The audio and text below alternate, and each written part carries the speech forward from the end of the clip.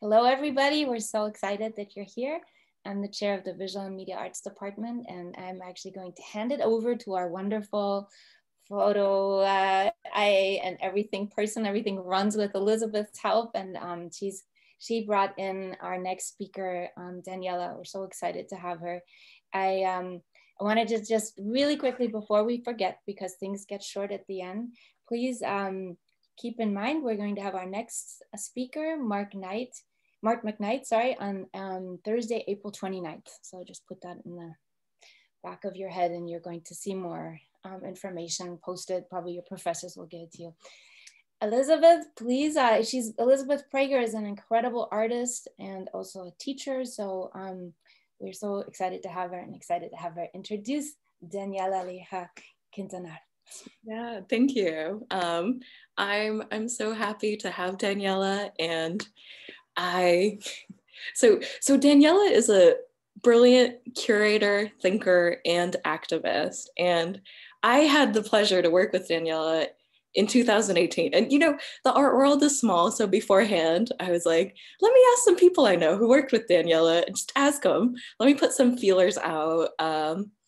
And I reached out and everyone had such glowing reports of how amazing Daniela is to work with. And then after I had the pleasure of working with her and the experience, I have to agree, Daniela is phenomenal.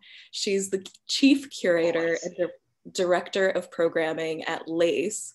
And she's been the recipient of prestigious awards like the Warhol Foundation Curatorial Research Fellowship. She's curated for the Mexicali Biennale, Getty Pacific Standard Time Lala, the Armory Center, and so many more.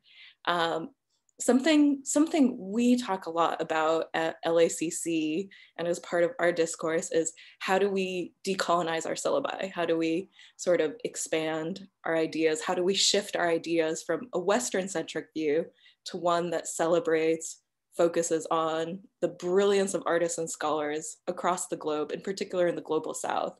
And this is something that Daniela is and always has done with her work as a curator. And she's done it with vision and ethics. I mean, I think we are so honored to have Daniela here. So please join me in welcoming Daniela Lieja Quintanar. We are lucky to have you. Thank you, Elizabeth, for the invitation, and Alex, and thank you everybody for being here and LACC.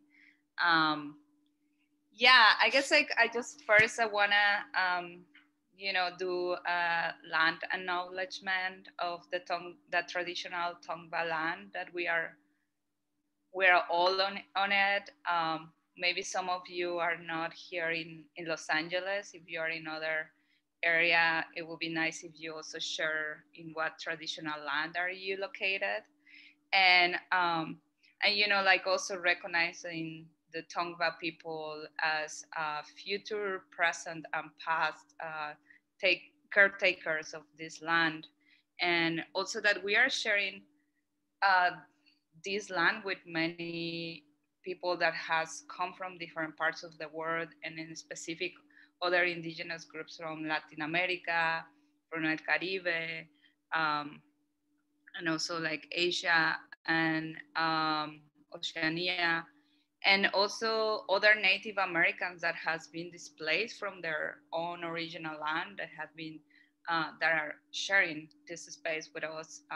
So that's how I would like to start, and I'm like super excited to be with all of you. And please, I'm gonna try to have the talk, and at some point ask if you have any questions. If something come up while I'm talking, please feel free to put it on the chat, and so make it a little bit more organic, since we are all in this like virtual, thing that it just becomes so square.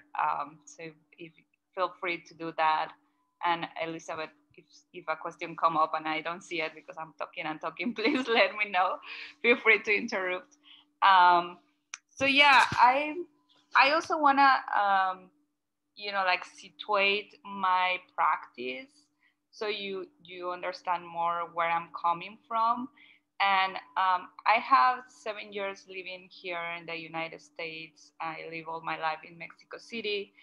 And so I have a very specific background because while I was studying arts, there was like a revival of contemporary art history in Mexico. Like people start looking into our own history, which sounds crazy that we didn't do it before. And we, in that time while I was studying, all my professors, there was this like big influence of artists in the 70s and 80s.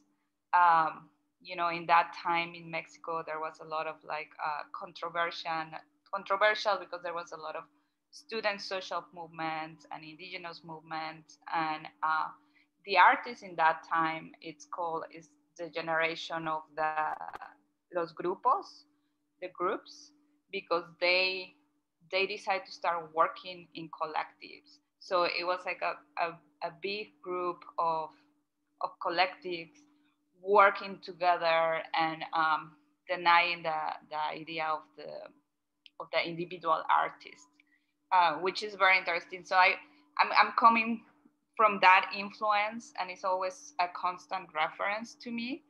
And at the same time, I have been doing a lot of research about Zapatismo and this indigenous movement in the south of Mexico that started in 1994.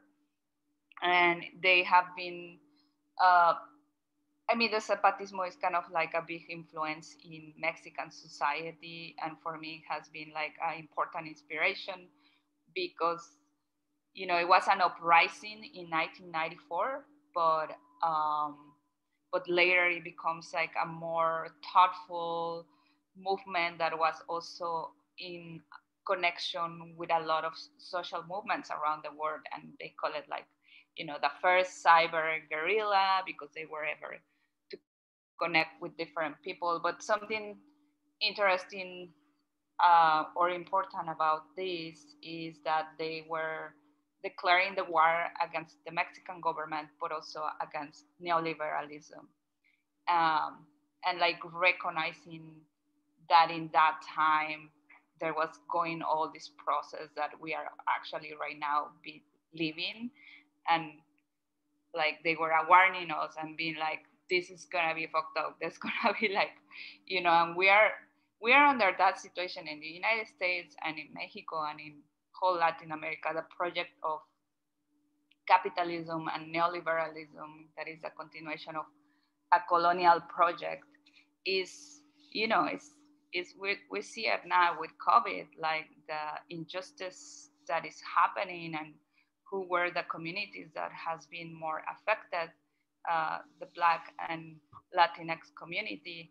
And now we are seeing it with the vaccine, who is even receiving it here and in Latin America.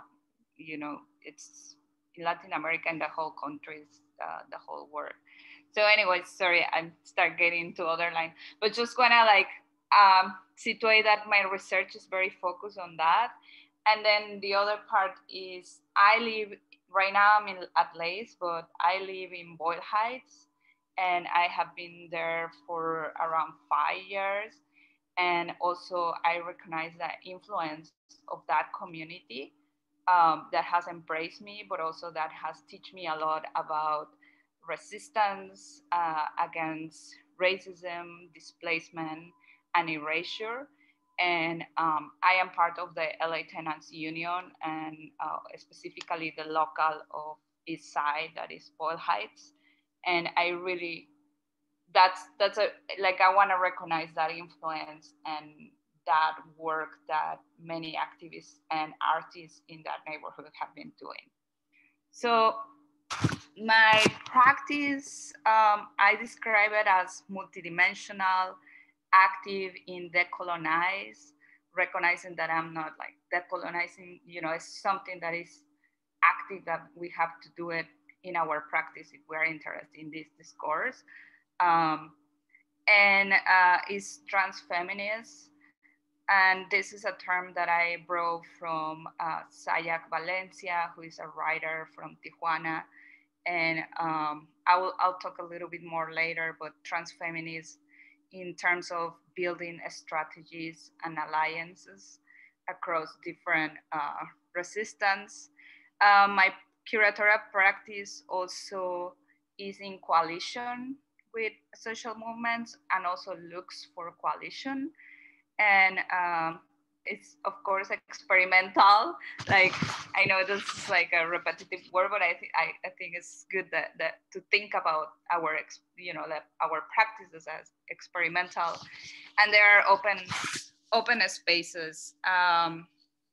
So yeah, I inscribe with the discourse of the colonization, and really always try to study indigenous movements as my I don't know, like a lighthouse that is guiding me, because they are the ones that has been holding the resistance for hundreds of years. So I think there's a lot that we can learn from them. And my practice is rooted in social movements, and also want to clarify that it's not that I'm glorifying social movements. I know there's a lot of complexity, and there's a lot of like failures, and then a lot of like successful. So it's just like a reference, and I use that as a base to think. So now I'm gonna share. Well, how do I'm gonna share my screen just to show you some fun pictures.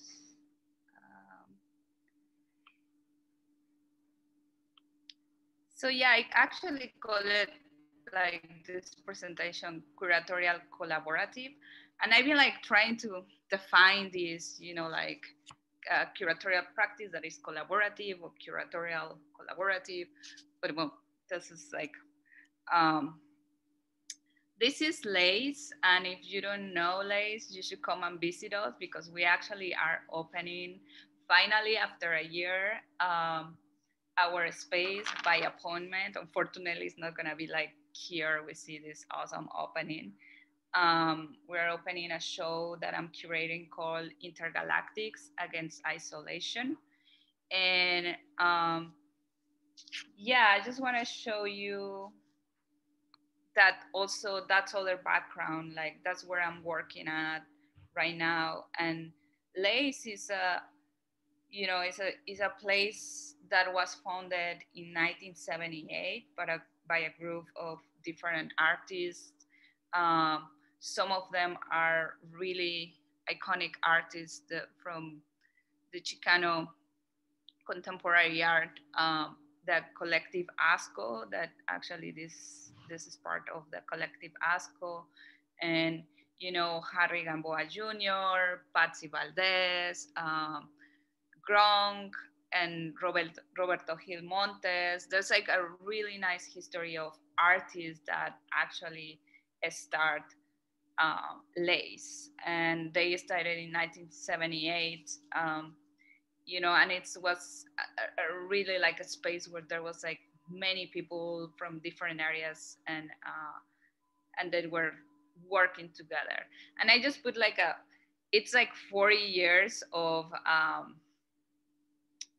40 years of history. So it's like, I'm not gonna talk about the 40 years, but this is just like a little like important things that happened in that time. So being at Lace, I have to recognize that legacy, and also it's just so important for the city and for artists like you to know this history, because this was a space made by artists, and it was very experimental, and it has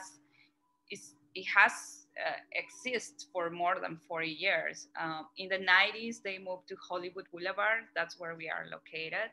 And this picture is from the first solo show that Ana Mendieta has after she was murdered. And then you know, it was a retrospective of hers, and it's like a very iconic thing that I don't think it has happened anymore.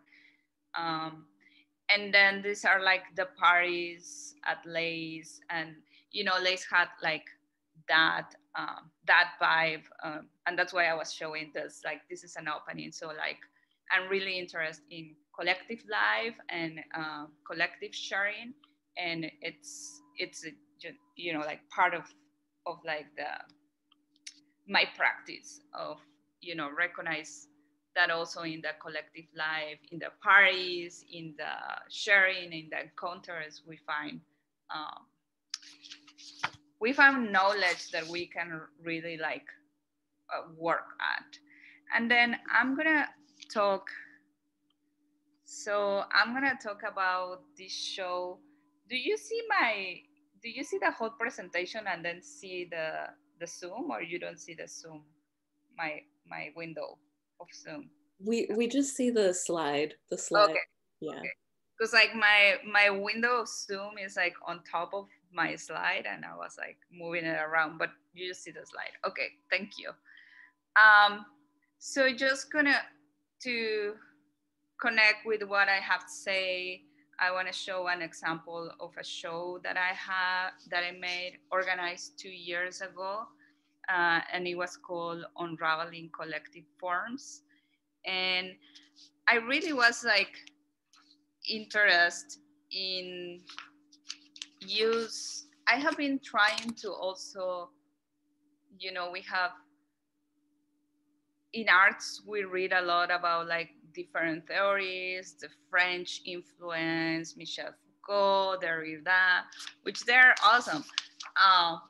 But it's just like, I've been like trying to take distance from this more European and also American theorists, and kind of try to look into other um, scholars, but also like into other forms that could be used as theory. So one of the things that I was while I was doing research, Cecilia Vicuña, she's a Chilean artist that has lived in New York for a long time, and she has been working a lot with the idea of quipu, which that's when I was like, oh, I want to use this as a theory. And let me go back to this other one.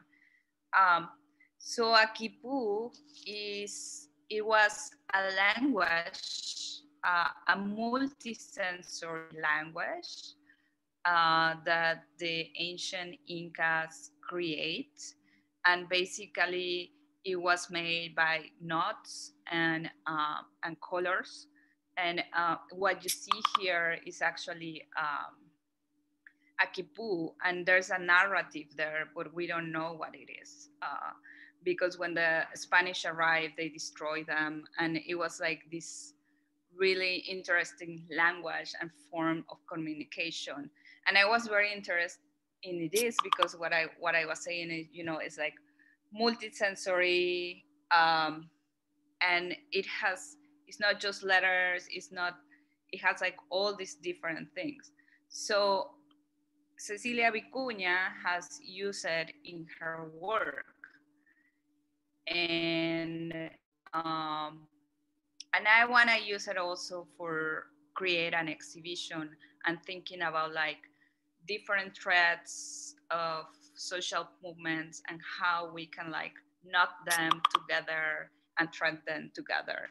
Um, so sorry, there's like something that in my computer that is sounding, and I just sorry, just wanna I have like all these apps because we work online, and now they're like ringing. Okay, so Yeah, it's yes. thanks, Sorry. Daniela. Don't worry about it. We all have that happen. Yeah. Yeah, it was just distracting me too much. I was like, oh my God. Okay, here.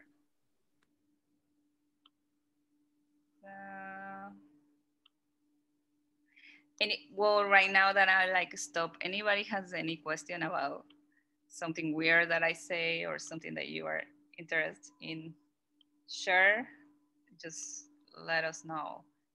Um, so yeah, so this is the work of Cecilia Vicuña, and we have this actually piece there in the show, and it was called Chancani Kipu, and she, you know, she also addressed, which is something that I'm very interested on, like, you know, I'm not just talking about like, oh yeah, referring to indigenous people and let's decolonize. You know, I'm from Mexico, so I come from a culture that we are all mixed races, so it's just very difficult to track down where, like, what's the blood and, you know, like all this stuff. Um, so we are like mestizos. And then I think what Cecilia addressed here is actually, she's like talking about the clash between the ancient cultures and the Western world, and that's where we live. And here you can see like she's using actually the letters of the language that we have, and it doesn't really say anything. It's just like some poetic uh, words that you can just reverse, and it might make more sense. And then she's like writing it on top of this ancient language. Um, and you know, I just want to show you these details. And she say a knot is a thread torn on itself, a metaphor for awareness, aware of itself. She's also like a great poet. And then, so in the show, I invite different artists to participate and to think in you know, to really think in collectivity, autonomy, and also group manifestations that really like break or try to break the system. And this beautiful piece that we have here is Mercedes Dorame, and she's a Tongva artist. And something that is very interesting is that she, you know, the Tongva histories and culture has been erased really bad, like any other indigenous, but also like like something interesting to know is that, for example, the Tongva is not recognized by the federal government as a tribal, and that it's like, you know, a huge eraser, because they are not, it's not like they have a specific group that they can locate, you know, they are all dispersed. So that is like a sign that, you know, a lot has been eraser. But she used her practice to like reimagine those traditions with the few information that she has, and use different elements to, you know, like to like lay out a new Tongva discourse. So you can see she works with photography. She usually like creates objects on the land and then like take photos. And then the installation has these stars. Oh, here you have a better. It has like these stars that so she also is like a cultural Tongva person that is in charge of, like, if they are doing a construction and they found like different artifacts from the Tonga groups, she's she goes and recognize that and make the whole legal process to call other tribe to for them in order to take that and then pass it to the Tongva people. Um, so these stars are type of stars that she found on a buried sacred place, and these are not the originals, but she like recreate them, and then, like, you know, she was saying like anthropologists just are always think about like, oh, this needs to be a tool, for functioning something. And she's like, no, I think it's a tool for a ritual. Actually, it's more like spiritual, and there are stars. And so she like create this installation on the floor, which is beautiful, and it was called "The Wind is Speaking." And we have like, you know, the tongva too. Here you can see more. And then she used, for example, cinnamon, which is like, you know, also it's not like element from the tongva. She just wanted to integrate it because it looks like dirt, like soil, and it just have like a scent. So it's also like, it's very interesting how she allows herself, because she doesn't have to be so like connected with the history that the anthropologists have written, but she like tried to bring these elements and reimagine a new thing. Um, and this is a piece of Harry Gamboa that we have it in the show. And I wanted to have it because, well, of course, Harry is like, goes way back into Leigh's history. And I was like, yeah, I always want to connect with other generations and keep having that dialogue, because it's our legacy and we should like. And then he has this project called the Sixth Expanse, and it's related with the bridge that was demolished in Boyle Heights.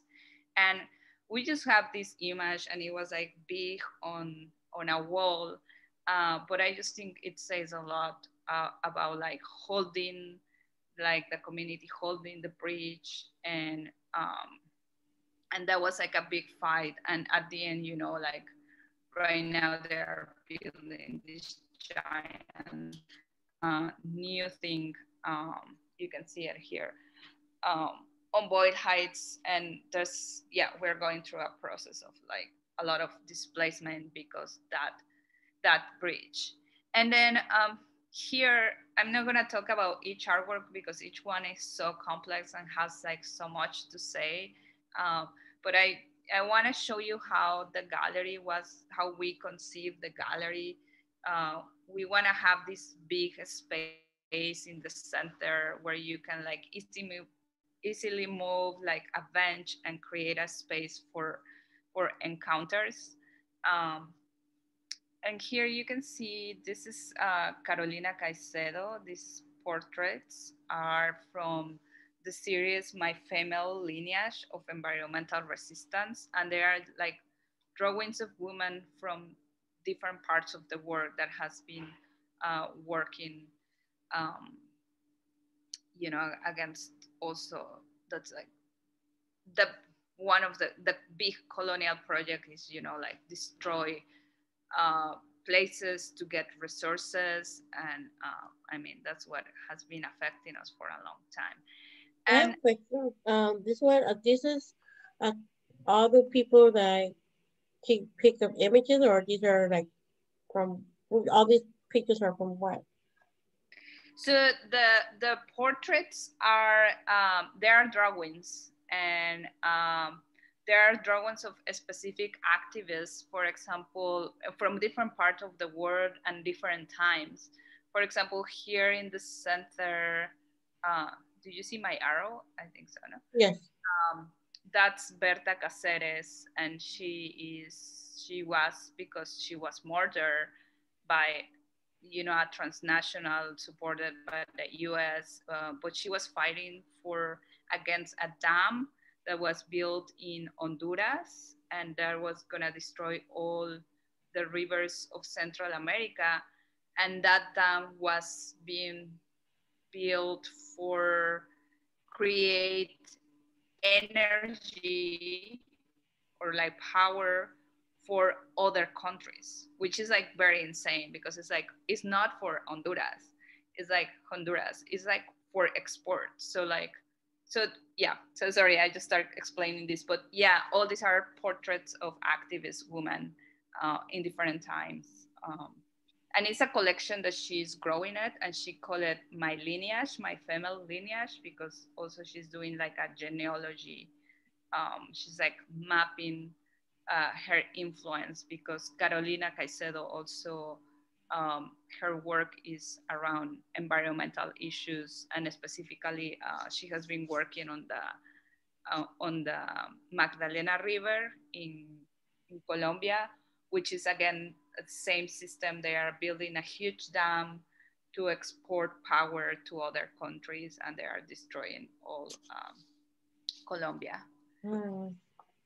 Okay. And then here, this is Carolina, and we have an event with her to activate the pieces. So something important for me was to like, these works also have an extension of life when people comes together, and I that's how I like to see works, more than a work that is just come to view or to have like an internal dialogue.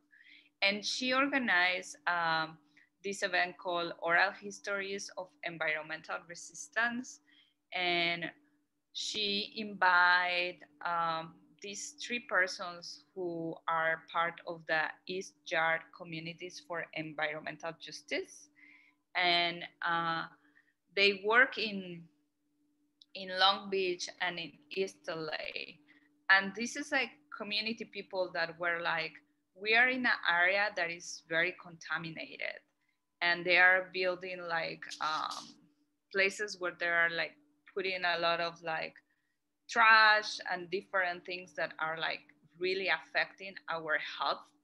And they start this organization, and it was very interesting because, you know, we can see multi-generational immigrant people, and they are activists, and we have them come into the gallery and share the stories around this. And Jennifer is she was like a 14-year-old girl. She was awesome. And so what Carolina did, she gave us this thread, and then she was like, when they are sharing their stories, if you find something that is very important and that are moving you, you should do a note. And every time that you are connecting with them, do a note.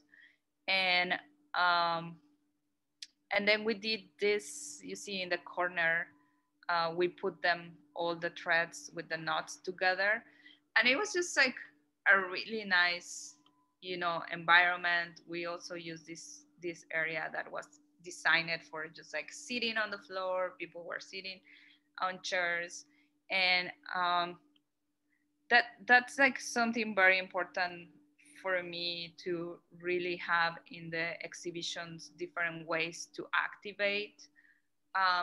And I also think there's also important to have artworks that are more like focused and there are more intimate relationships. But I think it's important that we should use uh, exhibition spaces for test our ideas, for dialogue, for, you know, experiment. And they should be like spaces for that. Especially, I feel like especially here in the United States, it's just so difficult to have, even like there's no many plazas where people can encounter. So using our own platforms to create connections with others and dialogue is super important.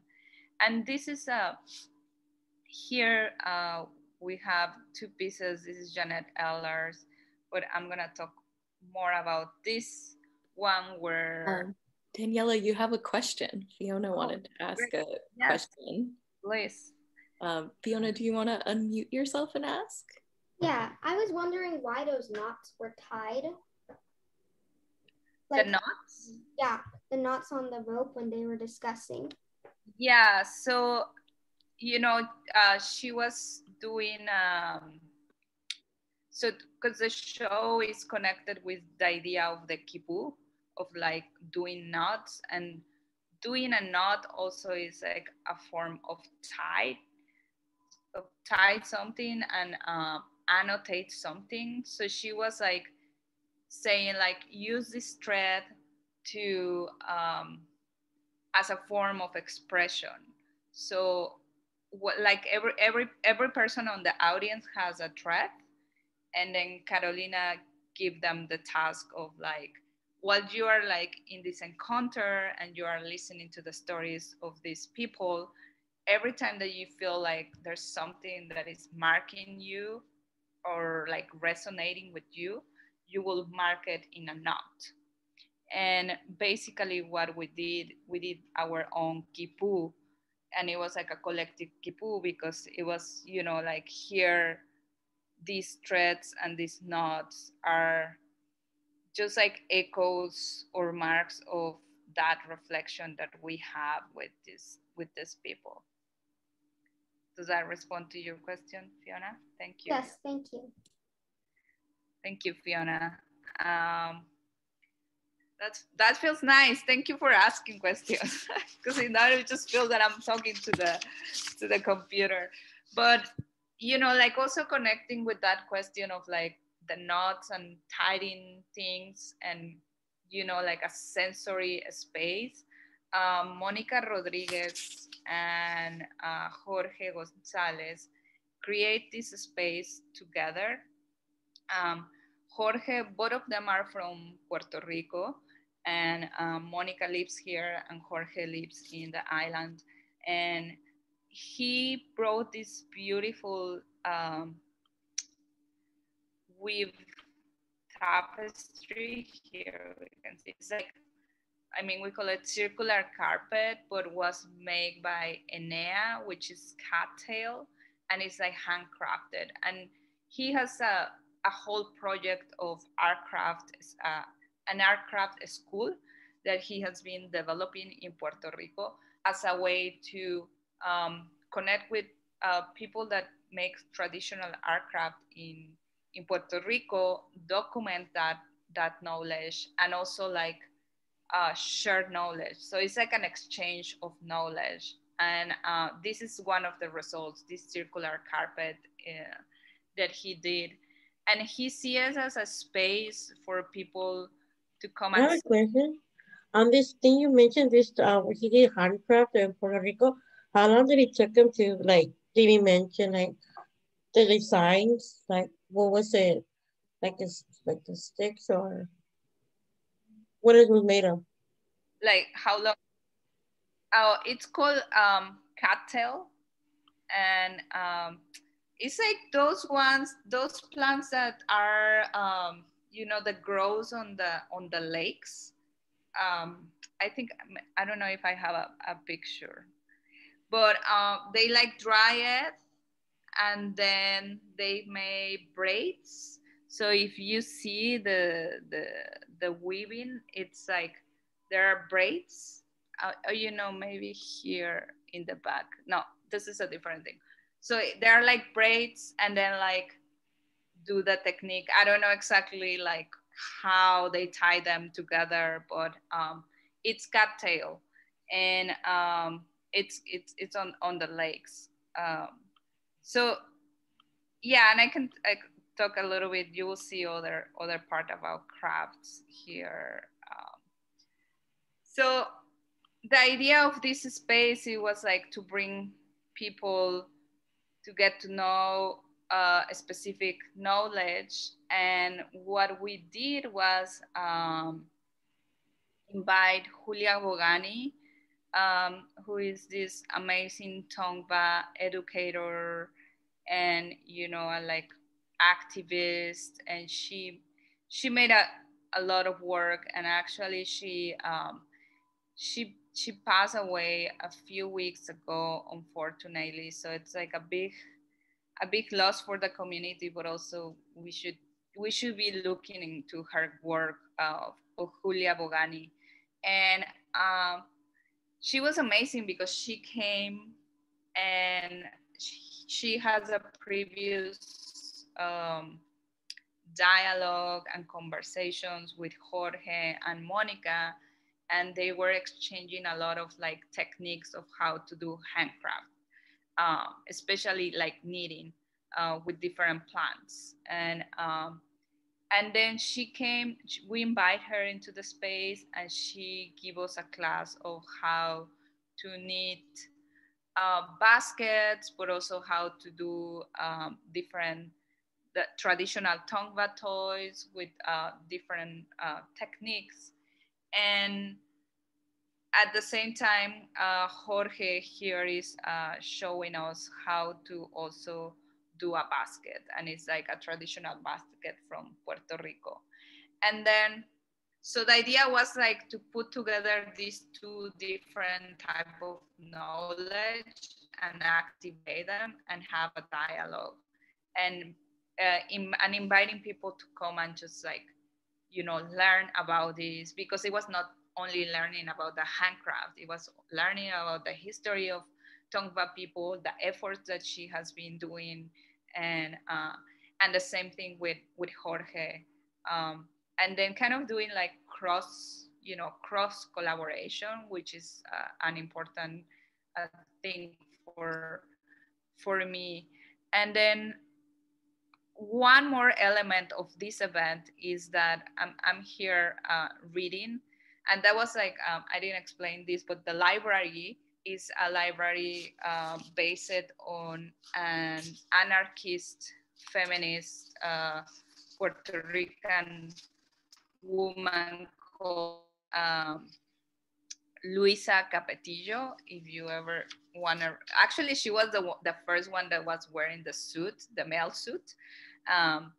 And she was doing a lot of work on tobacco factories while they were rolling the tobaccos. She will go and read anarchist books to them about unionizing. So she was like, it was like a educating project on the rolling factories, and that's when there was a lot of movement about unionizing.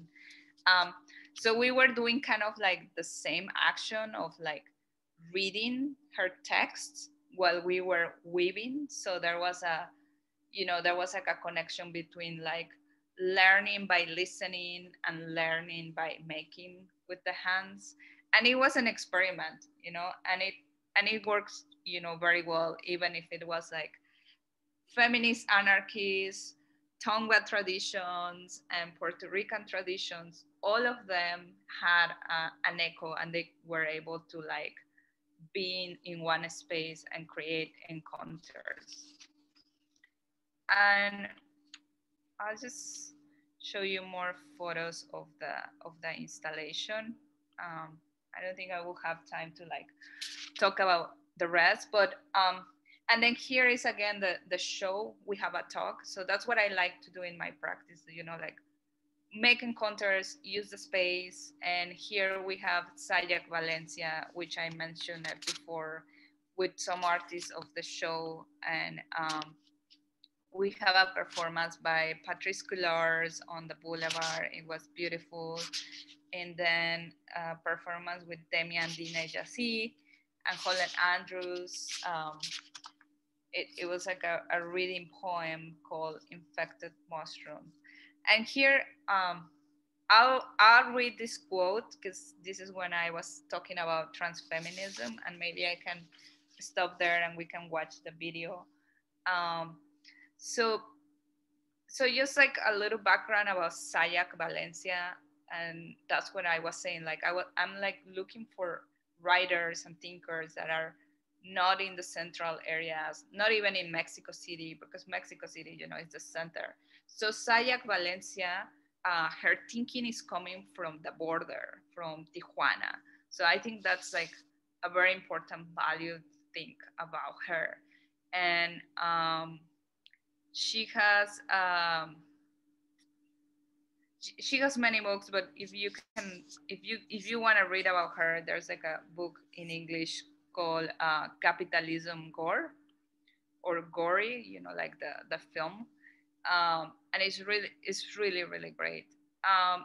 And she speaks about transfeminism. I'm gonna read it because it's a little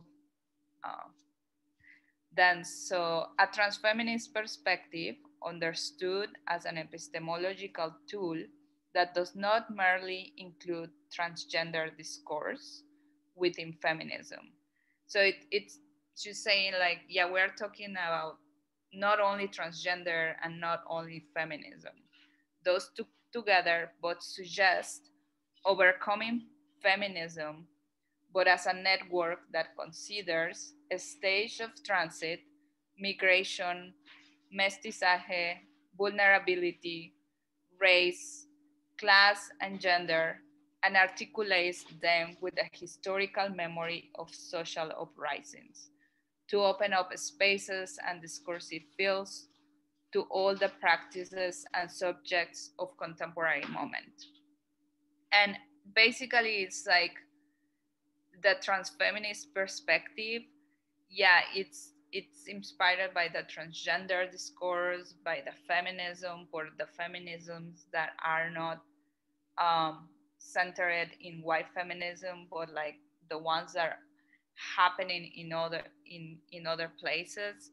Um, the the transit. So it's like kind of like thinking in all these things together because they're all connected and they need to be all this resistance and all this discourse needs to be in coalition. And the stages of transience, migration, mestizaje is like, like in Mexico we say the mix of different races because we are all mixed. um, Vulnerability, which is such a also great concept to think together. And then she point out to the memory of social uprising, which I'm like at the beginning I say I'm very interested in my practice rooted in social movements. And I'll we're gonna put a video and I'll finish with that and we can go to talk. um, and I think Elizabeth is putting a video. Yeah. So if everyone could follow the link in the chat, just because when we share it, it's glitchy. So if everyone could watch it and then return. It's like 3 minutes. Yeah. Put the volume very loud. Blast it.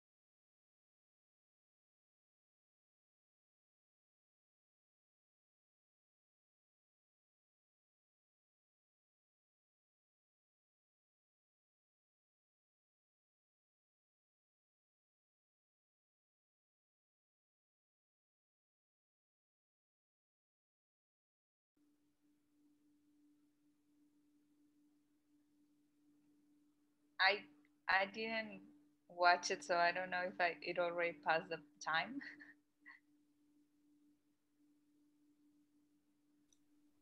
Me too. I couldn't watch it. Do you see the link of Vimeo on the Yeah, chat? it wasn't loading on my computer. I don't know why. I guess it was just because of my computer. Okay, so there's some people that watch it. I just put a link of Julia Bogani if you wanna read more about their work. So Wow. so yeah, the Vimeo. Um, this was our opening for Unraveling Collective Forms, and Arshia Hack. She's an artist also from LA, and she organized this procession that was called Ahnavi Milan, which is in Urdu, one of the languages in India, and it means strangers union. And she was she was talking about the idea of what does mean being a stranger, an alien, connected with migration, and what it would mean to make a union of strangers. Um, and she also called it like a surrealist situationist procession of Swana. And Swana, this is, I can put also the term. Swana is an interesting new, not that new, but a different term that people has been using instead Middle Eastern and like all these um, labels that it's more connected with the American government. And Swana means Southwest Asia and North Africa. So it includes Middle Eastern, but also, part of India, and because they're like connected in religion, Muslim, culturally, and it's not like how uh, the West has conceived them. So they use this term. Um, so it was kind of like a procession of the Swana diaspora. Um, and of she called it like a message addressing alienation, but also inclusivity. Like who are the ones that we are alienated, and I was just talking with Elizabeth before, and that in one of the universities they asked me to show my green card as a proof that I am allowed to work, and it was, it was like an alienation act. Like it was like and there's like all these details constantly when you live here, but the procession. Also, they were using these traditional drums that are used for processions and celebrations. And they were walking so we are on Hollywood Boulevard, so they were walking all the boulevard from the 101 into Lace. And also, they were wearing these masks. They call it masks instead veil. And they were like, this like cosmic maps. She and I were talking a lot about the Zapatistas and how they cover themselves with a ski mask. I don't know if you have seen them, but the idea is kind of like covering your face because you has been invisible for such a long time that you are just highlighting that invisibility. So I think she was also playing with that, and they arrived dancing into the gallery, and it was wonderful because basically it just feels like the exterior and the outside of Hollywood just like came into the space, and that's how we like open on Unraveling Collective Forms. Yeah, I guess like we should just talk. If you all have Questions or comments or critiques or like whatever. You can put it on the chat or just like open your mic so it doesn't feel that I'm like alone in this. Don't be shy, y'all. I'm sure you have questions. What is the name of the Puerto Rican woman that you said was anarchist? Yes, her name is Luisa Capetillo, and I'm like adding it on the chat. Okay, thank you. Anarchist and feminist, and we use the term anarcho-feminist, but I feel like my accent is very weird, and every time that I say it, people were like narco-feminist, and I'm like, no, anarchist and feminist. No, su acento es muy bonita. Gracias. So is lace just really like an exhibit for cultural art? Lace is stand by Los Angeles Contemporary Exhibitions, and it's I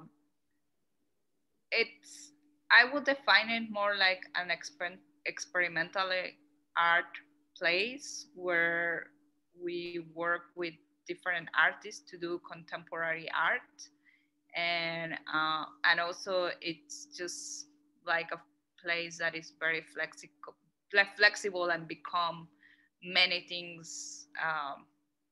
Yeah, I guess like lace is not just one thing. Okay, thank you. And then we had a question from Lovepreet. I saw a hand up. Hi. Thanks for speaking with us. It was really interesting. I had a question. I liked what you said about while you were talking about Luisa, but like using like different identities and different experiences and then putting them all together and then like making, I guess, connections. I was just wondering, how do you like start, or like how do you go about like building those connections? Because it seems like it would be like intense conversations, or like how do you start? Yeah, that's such a great question, because yeah, maybe I also talk a lot about like all this inclusivity and putting things together, but you're right, there's a lot of like confrontations or like different discourse, that is also that I feel like that's also the important part of like putting in tension different discourses. I'm like trying to think. I don't think I have like one specific formula of how I put together all these different artists, but I guess like I'm really interested in looking to works that are actually open to have dialogue, and that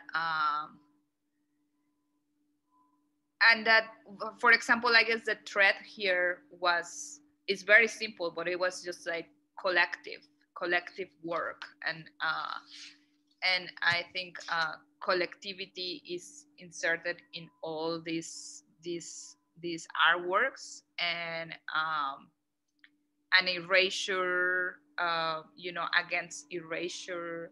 So I feel like artists were very active on that, and that's how I start like building the show. And I guess also it's just, when you are like constantly looking to different things, just sometimes it just start coming together. But yeah, thank you for pointing it out, because it's not like everything is like we are all working together and we like do all these connections, and it's not that easy. There's a lot of and sometimes it doesn't work, sometimes it's just a failure. But I think that's also part of trying to like look into different dimensions and knitting together. Somebody say, I'm also confused about the assignment for the extra credit meeting. Who is confused? Rosian is confused about the credit meeting.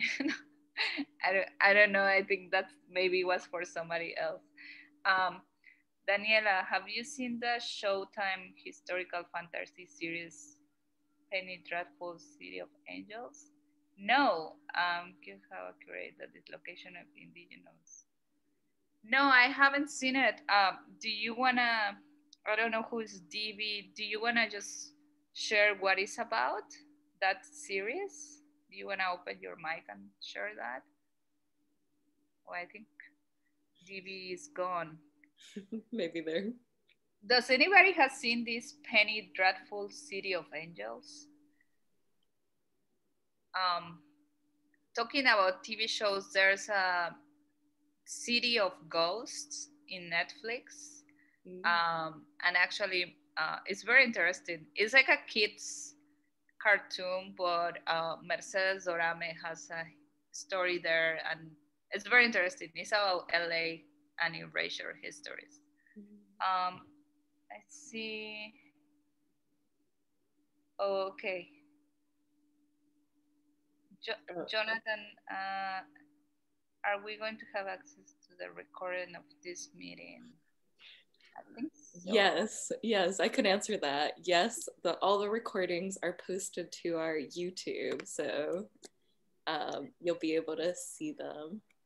Nicole? I have a question. Hi. Thank you so much for coming. I'm a professor in the program and I teach photography, and this was amazing. I wanted to ask you about your, like, so much of what you do is about collaboration and bringing people together. And so how are you thinking about what you're, like social distancing and the projects you're working on and how to keep that engagement? Yeah, thank you, because that's actually, I say we're opening this show that is called Intergalactics, and the idea of Intergalactics of like when I conceived this show like 4 years ago was like just having tons of people inside the gallery, and it has shifted a lot, but also just using this platform of Zoom I have been able to connect a lot, because this show centers, it's inspired by Central America as the point of the Americas, as the belly button of the Americas.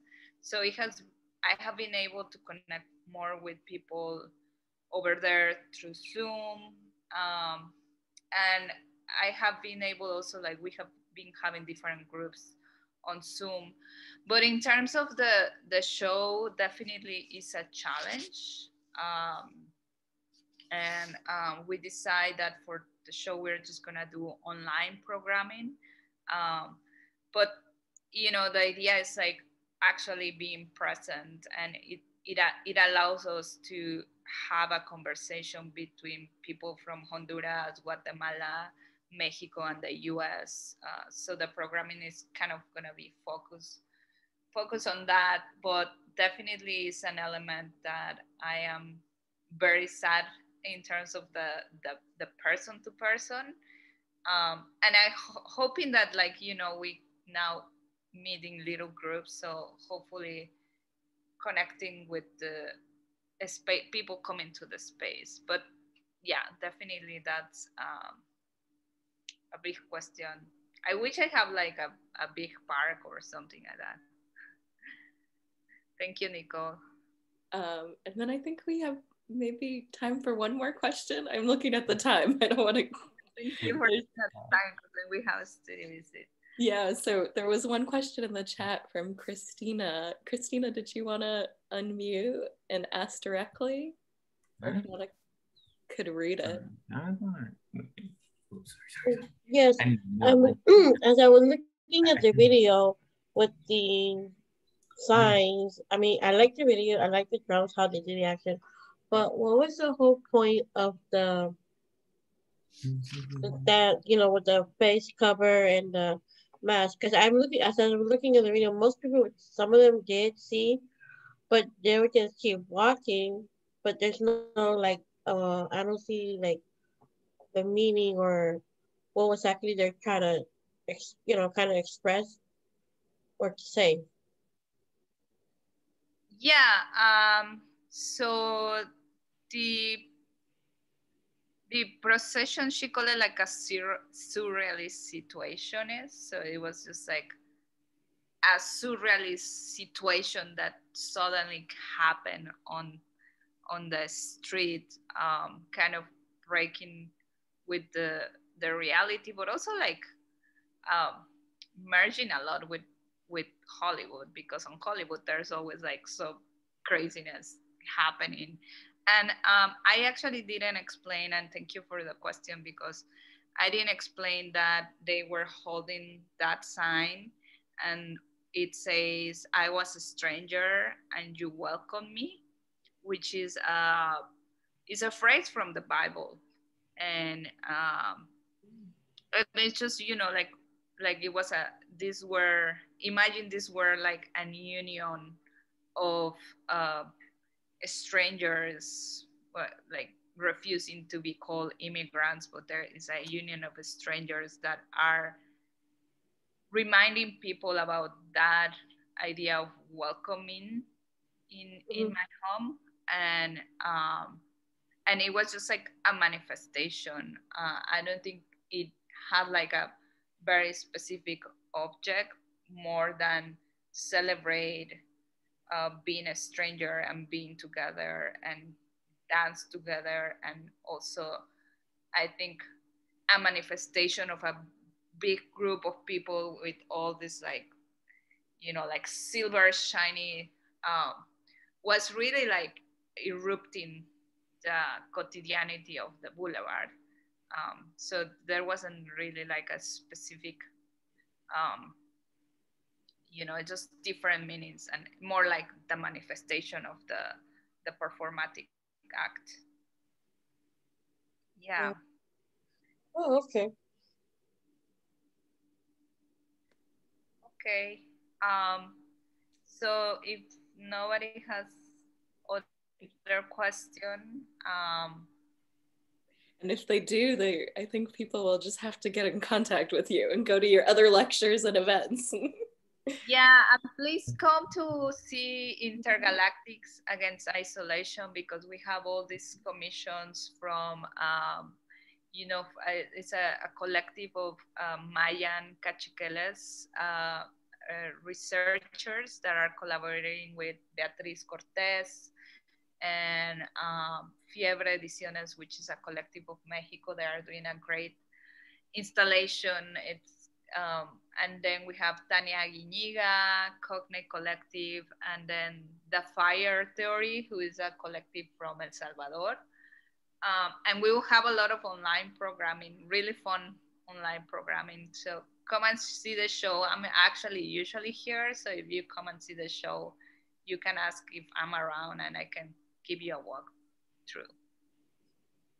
Wow. Thank you, Daniela. That's so generous. And please, everyone, do it. Take her up on it. And thank you for being here. And thank you, everyone, for coming. It's been such a pleasure. Thank you all. Thank you. Thank you.